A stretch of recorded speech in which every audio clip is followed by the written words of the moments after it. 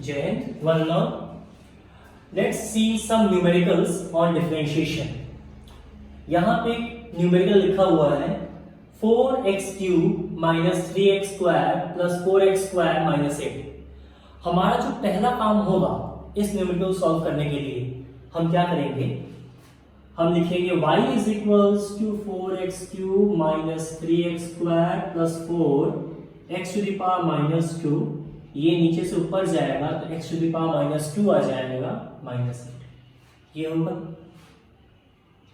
dy by dx is equals to d upon dx, y की जगह इस पूरी वैल्यू को रख दीजिए आप, 4x³ minus 3x² plus 4x to the power minus 2 minus 8।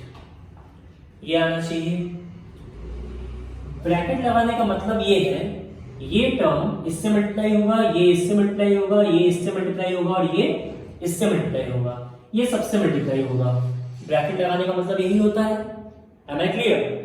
Now क्या हम इसको ब्रेक कर करके लिख सकते हैं d upon dx 4x³ minus d upon dx 3x² plus d upon dx 4x to the power minus 2 minus d upon dx 8 लिखा जा सकता है। अब हम लोग रिकॉल करेंगे अपना फॉर्मूला। फॉर्मूला क्या था, x to the power n, x to the power n।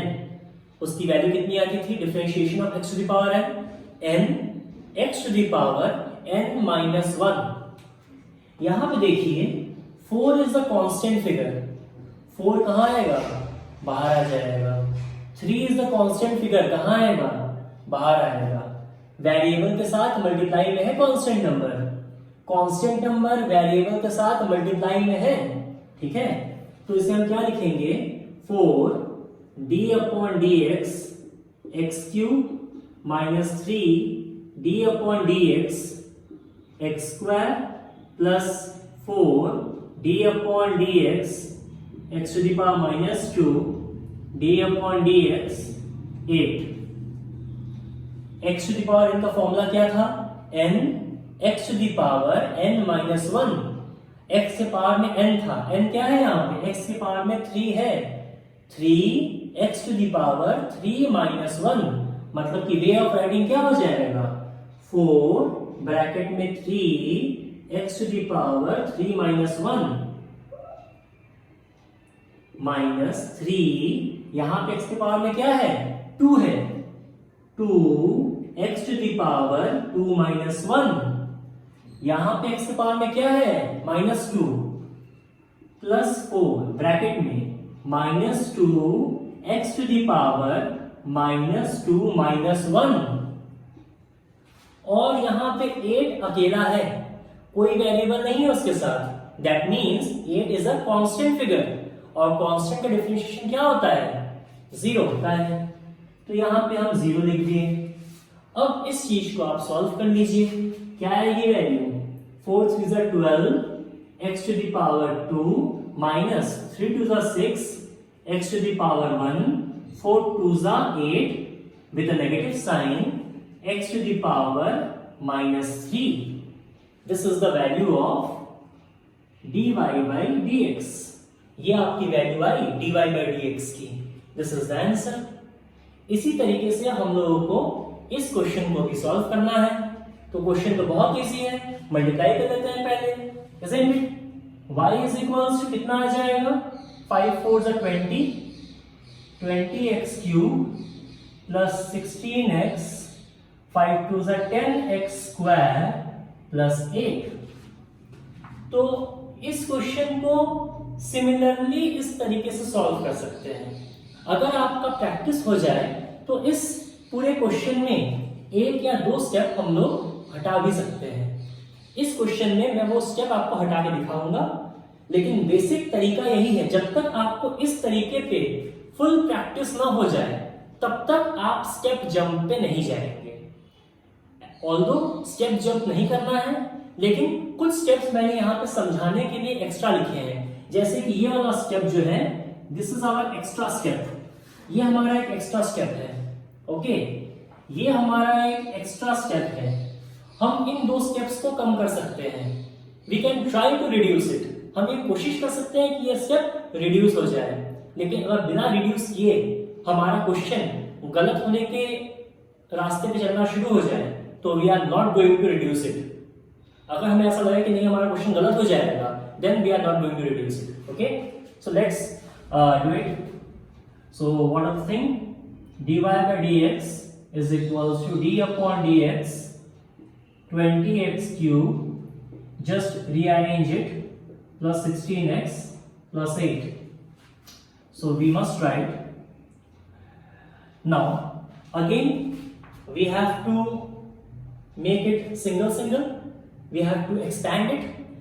Suppose since we know the formula now, हमारे पास अब फॉर्मूला है, तो उस फॉर्मूले को हम डायरेक्टली पुट कर दें तो भी काम चल सकता है। डायरेक्टली कैसे पुट करेंगे, देखिए x क्यूब था, यहां पे 3 आगे आएगा, मल्टीप्लाई होगा 20 into 3 x to the power 3 minus 1 plus 10 is constant, 10 into 2 x to the power 2 minus 1 plus 16 constant figure x to the power 1 minus 1, 1 minus 1 is 0, that means x to the power 0 is 1.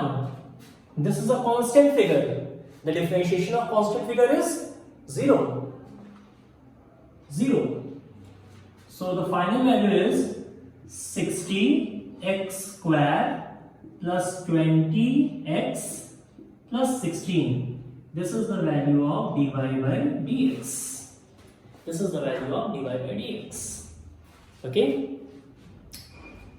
let's take one more numerical on differentiation. एक और numerical लेते हैं। The question is y is equals to sin 2x. जब भी इस question को solve करेंगे यहां पे कंफ्यूजन आती है। कंफ्यूजन क्या आती है, हमने जो फॉर्मूला पढ़ा है वो फॉर्मूला किसका पढ़ा है, sin x का फॉर्मूला पढ़ा है। sin x का फॉर्मूला क्या होता है, cos x। sin x का फॉर्मूला क्या होता है, differentiation of sin x, sin x dx is equals to cos x। ये हमने पढ़ा है, am I clear?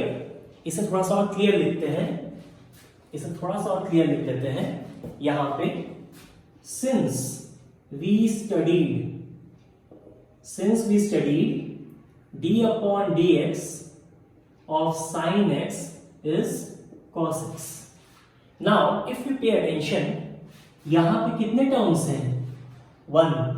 x का कोफिशिएंट क्या है, 1। अगर न्यूमेरिकल कोफिशिएंट की बात करें तो 1। यहां पे कितने टर्म्स हैं, 2। यहां पे 2 टर्म है और यहां पे कितना टर्म है, 1 टर्म है। तो हमारा पहला काम है कि इस 2 टर्म को 1 टर्म में कन्वर्ट करना।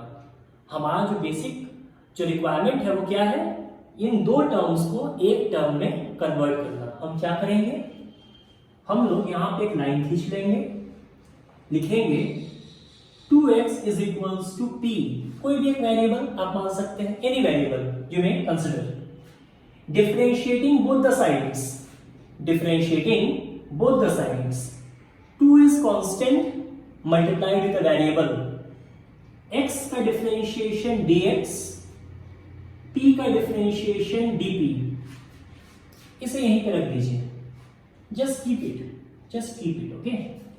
तो अब हम क्या लिखेंगे, y is equals to sin 2x की वैल्यू कितनी है, इस 2x की वैल्यू हमने क्या सपोज की है, p सपोज की है, तो यहां पे हम p मार्क करेंगे। डन।